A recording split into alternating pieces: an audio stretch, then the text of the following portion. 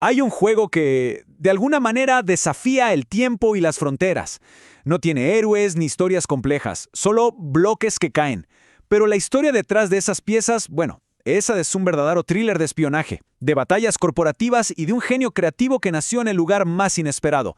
Vamos a descubrir la increíble historia secreta de Tetris. Es que, piénsenlo, da igual la edad que uno tenga o en qué parte del mundo esté. La sensación de encajar esas piezas es universal. Es como un lenguaje que todos entendemos sin necesidad de palabras. El simple y satisfactorio desafío de crear orden a partir del caos. Y si están pensando en la típica historia del garaje de Silicon Valley, olvídense. El origen de Tetris no tiene nada, pero nada que ver con eso.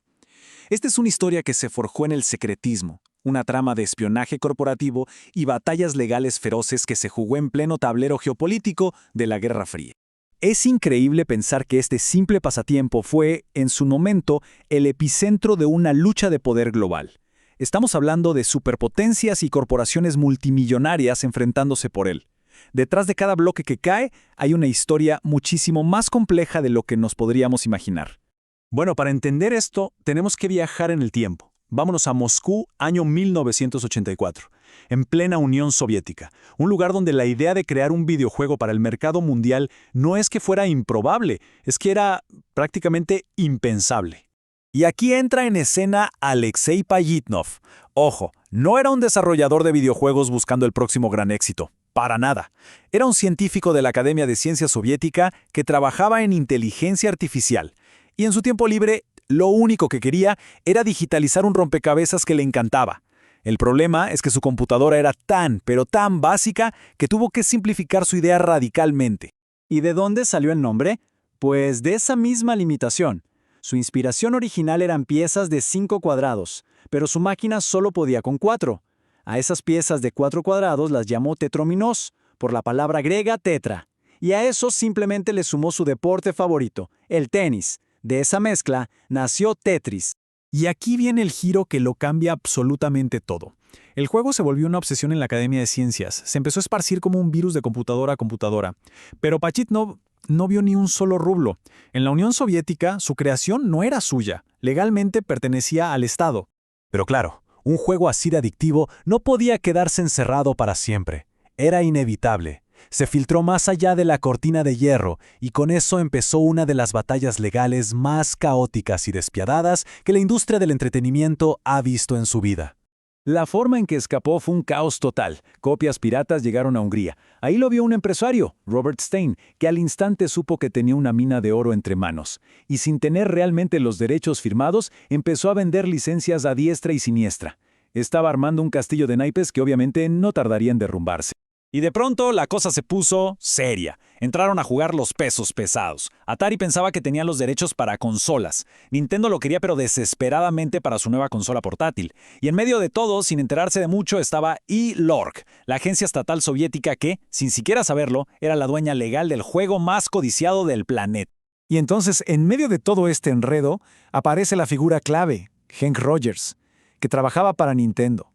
Cansado del caos, hizo lo impensable. En 1989 se subió a un avión a Moscú sin visa.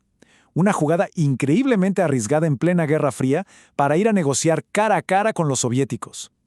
Esa decisión lo cambió absolutamente todo. Y es que esa locura, ese riesgo que tomó Rogers, valió totalmente la pena. Su viaje a Moscú no solo aseguró los derechos para Nintendo, sino que fue el detonante de una de las decisiones de marketing más brillantes de la historia. Una que definiría el futuro no solo de Tetris, sino de la consola que estaba a punto de cambiarlo todo para siempre. 35 millones. A ver, detengámonos un segundo en esa cifra. 35 millones.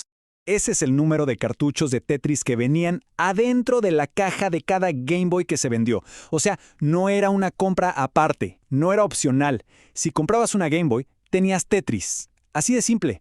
Fue la carta de presentación, la experiencia fundamental de la consola. Esta decisión, que hoy nos parece genial, en su momento era una locura. A ver, la mascota de Nintendo era Mario, el personaje más famoso del mundo. ¿Por qué demonios iban a lanzar su nueva y flamante consola con un oscuro juego de puzzles soviético? La razón fue pura genialidad estratégica. Nintendo sabía que la Game Boy podía ser más que un juguete para niños. Querían que los padres, los abuelos, que cualquiera pudiera jugar. Mario, para alguien nuevo, podía ser un poco intimidante. Pero Tetris era perfecto. Lo entiendes en segundos, es infinitamente adictivo y no necesita traducción alguna. Pero un momento. Mientras Tetris se convertía en un fenómeno mundial y generaba millones, su creador, Alexei Pajitnov, seguía en Moscú, sin haber recibido un solo dólar. Todavía faltaba un último y muy importante capítulo en esta historia. La justicia tardó, pero por suerte llegó. Tuvieron que pasar 12 largos años. Tras la caída de la Unión Soviética, Pajitnov por fin pudo emigrar a Estados Unidos. Y ahí, con la ayuda de su ahora gran amigo Hank Rogers, fundó The Tetris Company. Y en 1996, por primera vez, los derechos de su creación le pertenecieron y empezó a recibir las regalías por ese fenómeno que él, y solo él, había iniciado. El impacto del juego fue tan profundo que hasta tiene un nombre psicológico, el efecto Tetris.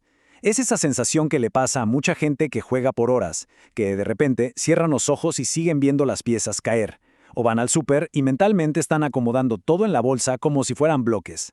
Demuestra hasta qué punto su lógica tan simple se mete en nuestro cerebro. Y al final, esa es la verdadera magia de Tetris. Nació en un mundo dividido por la Guerra Fría. Fue creado detrás de la cortina de hierro.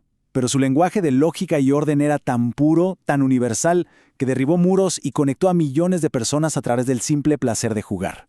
Piénsenlo, han pasado décadas, la tecnología ha avanzado de formas que no podíamos ni soñar, y sin embargo, Tetris sigue aquí, tan adictivo como el primer día. No necesita gráficos espectaculares ni historias complejas, solo bloques que caen. Y eso nos deja pensando, ¿no? ¿Será que un diseño perfecto al final puede ser